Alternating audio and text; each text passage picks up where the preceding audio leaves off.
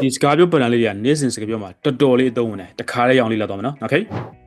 တလို့ as if ကိုတုံးပြောလို့ရနော် she speaks as if she's rich သူချမ်းသာတဲ့ပုံနဲ့စကားပြောတာတကယ်တော့မချမ်းသာဘူးဆိုတဲ့ဘောပြောနေတာပေါ့နော် she speaks as if she knows everything သူအကုန်သိတဲ့ပုံနဲ့စကားပြောတာတကယ်တော့အကုန်မသိဘူးဆိုတဲ့ဘောပြောနေတာ okay ရပါနော်နောက်တစ်ခုကအချိန်ရောက်ပြီဆိုတဲ့ဟာကို it's time ကိုတုံးပြောလို့ရနော် it's time to start working အလုပ်စလုပ်ဖို့အချိန်ရောက်ပြီ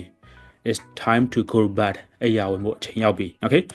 it's time ကိုတုံးပြောစာရုံးနေအများကြီးပဲတိဆောက်လို့ရတယ်နော် okay နောက်တစ်ခုကမထင်ဘူးဆိုတဲ့ဟာကို I don't think ကိုတုံးပြောလို့ရနော်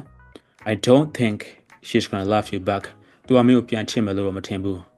I don't think your boss is gonna like that မင်းရဲ့ boss ကအဲ့ဟာကိုကြိုက်မယ်လို့တော့ငါမထင်ဘူး okay ကိုယ့်ရဲ့ထင်မြင်ချက်ကိုပြောတဲ့အခါမှာတုံးလို့ရနော်နောက်တစ်ခုကဂယုမဆိုင်ဘူးဆိုရအောင် I don't care တုံးပြောလို့ရနော် I don't care what they think okay သူတို့ဘာထင်လဲငါဂယုမဆိုင်ဘူး I don't care what you think of me မင်းငါ့ကိုဘာထင်လဲငါဂယုမဆိုင်ဘူး okay စသဖြင့်စာအုပ်နေအများကြီးပဲတိဆောက်လို့ရပါတယ်